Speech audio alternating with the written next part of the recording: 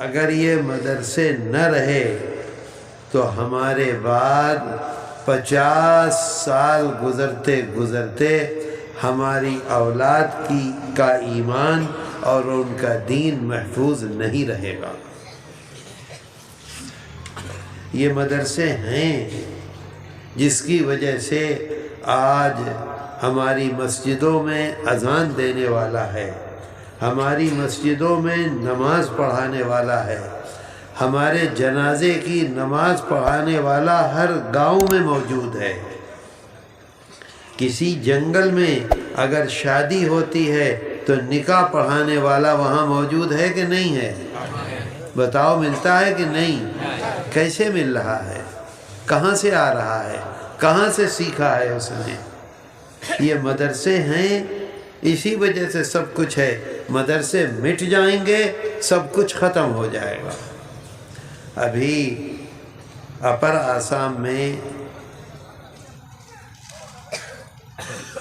کیا نام ہے مولوی شہاب الدین، جہاں دوپہر میں گئے تھے؟ ڈبلو گڑھ میں ہم گئے، وہاں ایک پروگرام تھا۔ اس پروگرام سے جب ہم باہر نکلے تو ٹی وی والے بہت سے کھڑے ہوئے تھے، ہم کو دیر ہو گئی تھی پہنچنے میں۔ وہاں کے لوگوں نے یہ بتایا کہ یہ لوگ صبح 10 بجے سے موجود ہیں، تو انہوں نے مجھ سے کچھ سوال کرنے چاہے، نمبر 1، نمبر 2، نمبر 3۔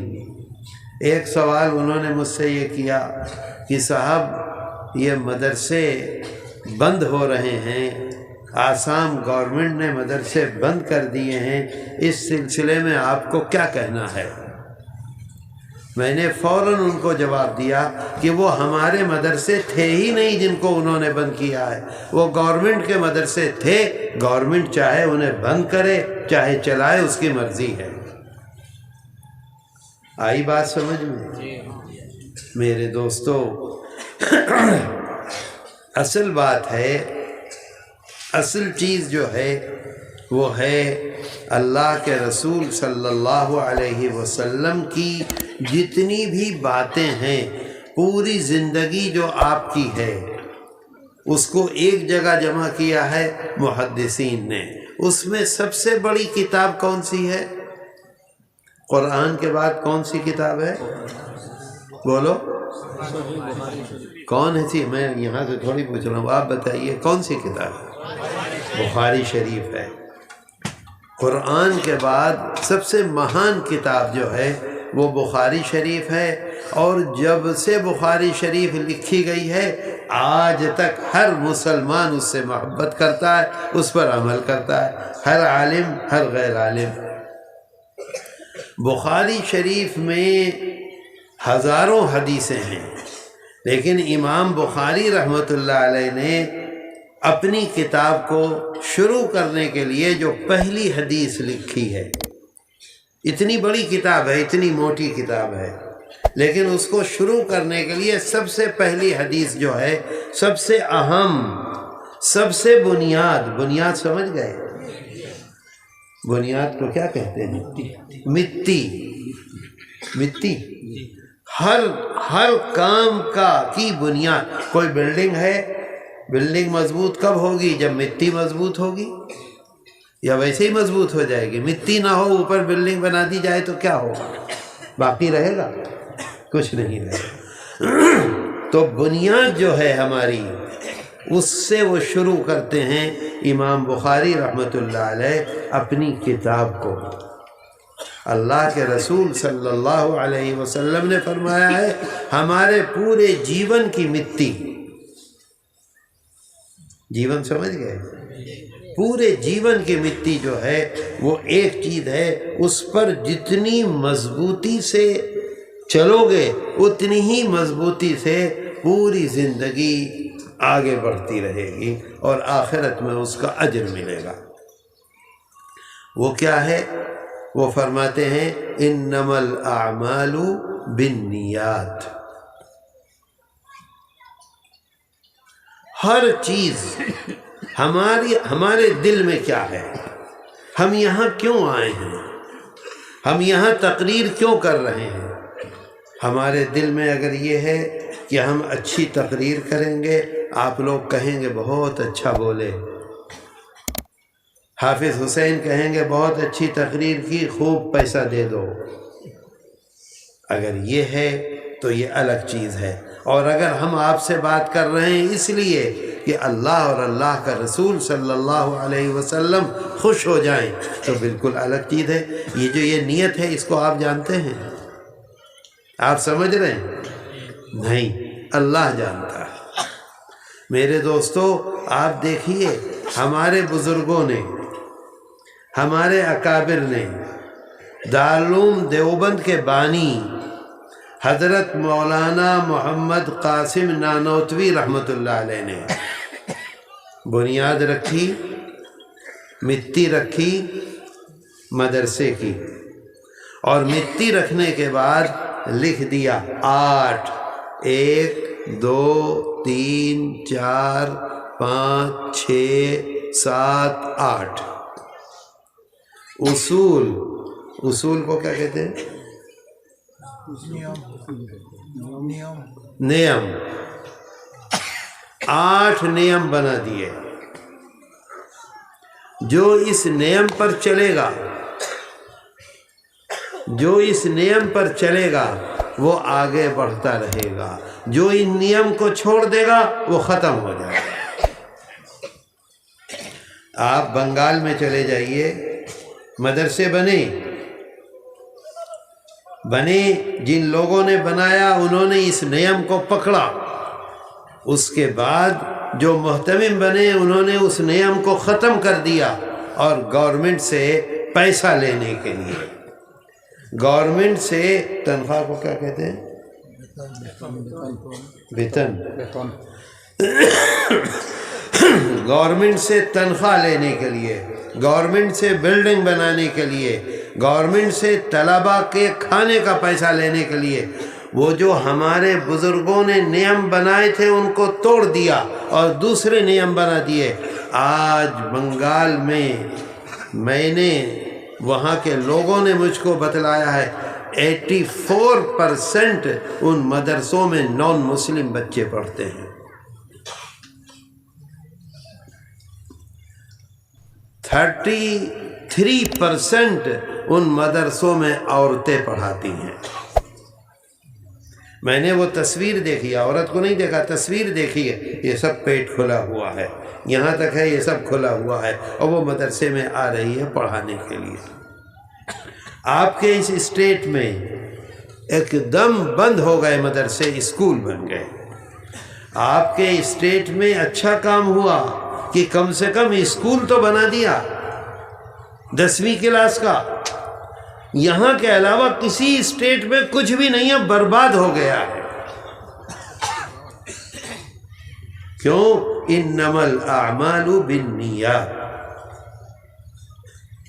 ہمارے بزرگوں کے دل میں جو تھا وہ صرف اللہ اور اللہ کے رسول صلی اللہ علیہ وسلم کو خوش کرنے کے لیے، دین کی حفاظت کے لیے، ایمان کی حفاظت کے لیے، ہمارے بچوں کے مسجدوں آئیں تو مسجدیں محفوظ رہیں، قرآن محفوظ رہے، داڑھیاں محفوظ رہیں، ٹوپی محفوظ رہے، صرف اس لیے مدرسے بنائے تھے۔ جو اس نیم پر چل رہا ہے وہ آگے بڑھ رہا ہے، جس نے اس نیم کو چھوڑ دیا آگے بڑھ رہا ہے۔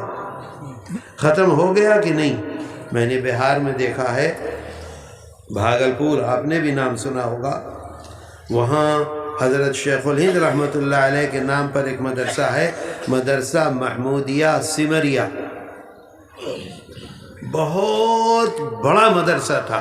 بھاگلپور میں 2 مدرسے ایسے تھے جن کا طالب علم جب پڑھ کر دارالعلوم میں جاتا تھا داخلے کے لیے تو دارالعلوم کے لوگ اس کا امتحان نہیں لیتے تھے، ڈائریکٹ داخلہ کر لیتے تھے۔ کبھی سنا آپ نے ایسا؟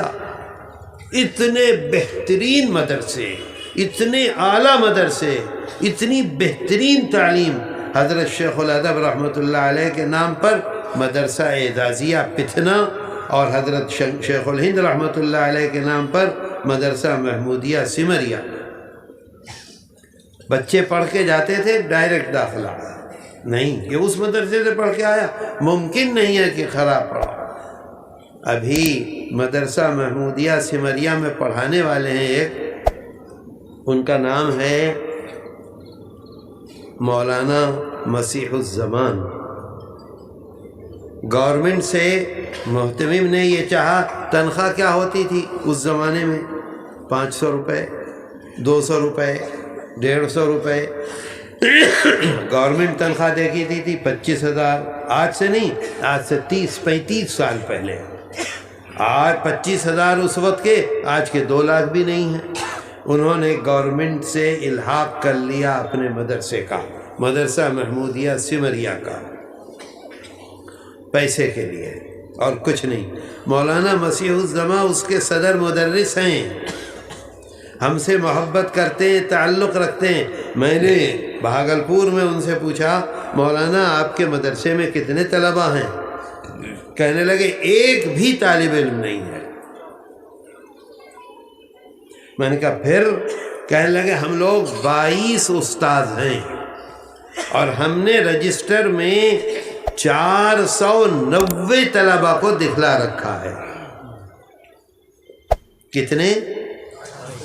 یعنی جھوٹ کے علاوہ کچھ ہے؟ 490 طلبہ۔ اب 490 طلبہ کی کتابیں آتی ہیں، 490 طلبہ کے لیے کھانا آتا ہے، دن میں کھچڑی دی جاتی ہے کہ نہیں؟ 490 طلبہ کو کھچڑی دی جاتی ہے، 490 طلبہ کے کتابیں آتی ہیں اور کپڑا آتا ہے، اور 22 استادوں کی تنخواہ آتی ہے۔ کہتے تھے کہ ایک مہینے میں 92 لاکھ روپیہ، ایک مہینے میں 92 لاکھ روپے آتے ہیں، اور ڈی سی، کمشنر، پولیس اور وہ وہاں سے وہ پیسہ کھانا شروع کرتے ہیں اور نیچے تک کھاتے چلے جاتے ہیں۔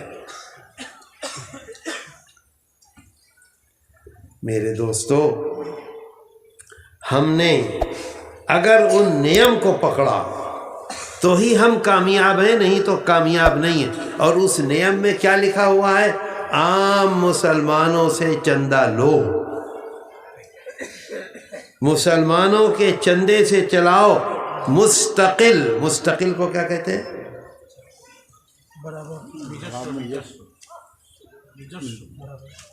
سمجھ گئے؟ مستقل کو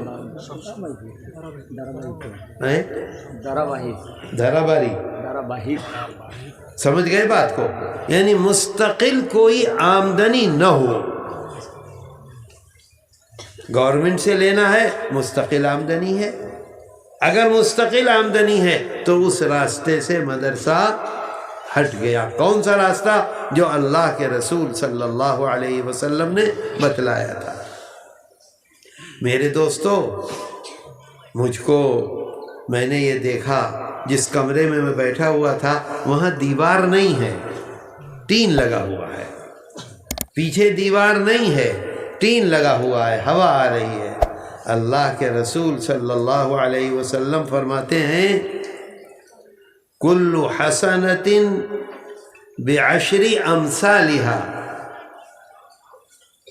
اللہ کہتا ہے، آپ فرما رہے ہیں، تمہارا خدا کہتا ہے، کل عشرۃ بعشر امثالها الى 700 ضعف۔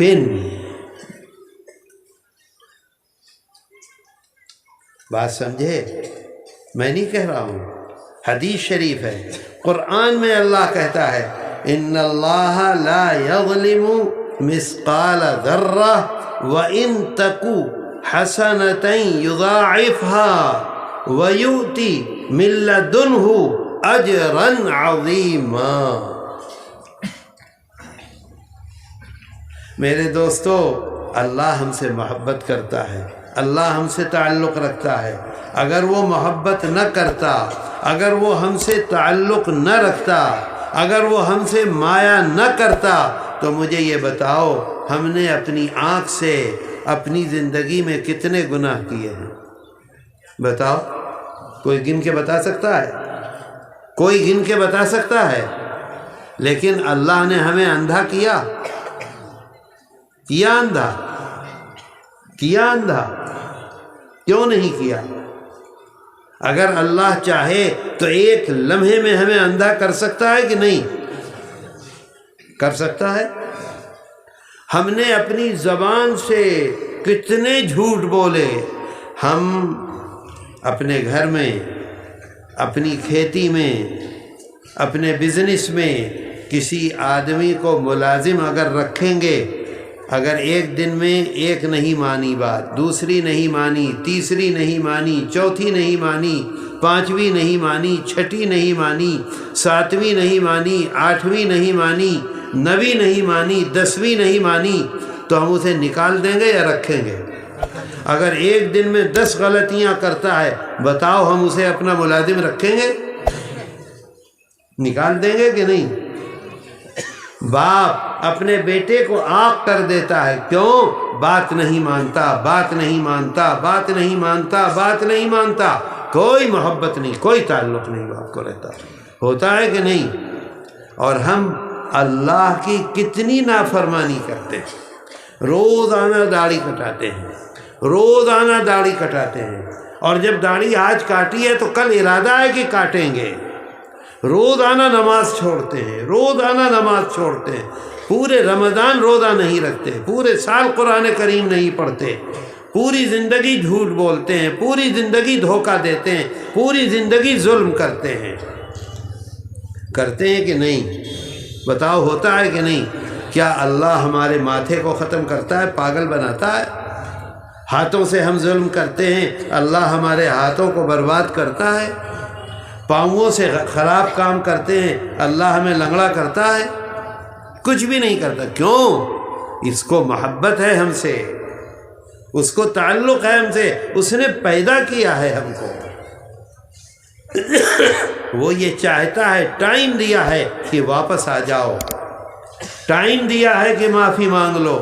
تو اللہ کے رسول صلی اللہ علیہ وسلم فرماتے ہیں جب انسان ایک گناہ کرتا ہے تو یہ جو بائیں طرف ہمارے فرشتہ بیٹھا ہوا ہے، اس کو یہ آرڈر ہے، لکھو مت. کیا آرڈر ہے؟ لکھو مت. اب وہ بیٹھا ہوا ہے انتظار میں، لکھنا تو ہے اسے. کیوں؟ ممکن ہے تھوڑی دیر میں اسے احساس ہو جائے، معافی مانگ لے، اور احساس ہو جائے تو معافی مانگ لے. ظہر کی نماز کو چلا جائے، دعا مانگ لے. عصر کی نماز کو چلا جائے، وضو کرے، نماز پڑھے اور اللہ سے دعا مانگے، اے اللہ معاف کر دے. اسے یہ آرڈر ہے، مت لکھو. اب جب اس کی ڈیوٹی بدلنے والی ہوتی ہے مغرب کی نماز کے بعد، تو اب یہ کہتا ہے اب کیا کریں، ڈیوٹی بدل رہی ہے، میری ذمہ داری ہے کہ میں اس میں لکھ کر جاؤں. تو اللہ کی طرف سے آرڈر ہوتا ہے کہ ٹھیک ہے، ایک لکھو، ایک. سمجھے بھائی؟ ایک لکھو. اور ادھر جو بیٹھا ہوا ہے وہ ہماری نیکی لکھتا ہے. جیسے ہی نیکی ہوتی ہے اللہ کہتا ہے فوراً نوٹ کرو. اور اللہ کے رسول صلی اللہ علیہ وسلم فرماتے ہیں کہ اللہ کہتا ہے کہ کلو حسنہ، جو بھی نیکی ہے، جس طرح کے بھی نیکی ہے، بعشر امثالہا. ہم نے 1 روپیہ دیا، ایک کا کیا لکھا جائے گا؟ دگنا. ایک کا دگنا کیا ہوا؟ 2 روپیہ ہوا. دگنا 2 روپیہ. اور 2 روپے کا دگنا کیا ہوا؟ 2 روپے کا دگنا 4 روپے. اور پھر 4 روپے کا دگنا الی 700 ضعف. دگنا 700 تک. 700. میرے دوستو غور کرو، 1 روپیہ آپ نے دیا، 1 کا 2، 2 کا دگنا 4، 4 کا دگنا 8، 8 کا دگنا، اور قرآن میں اللہ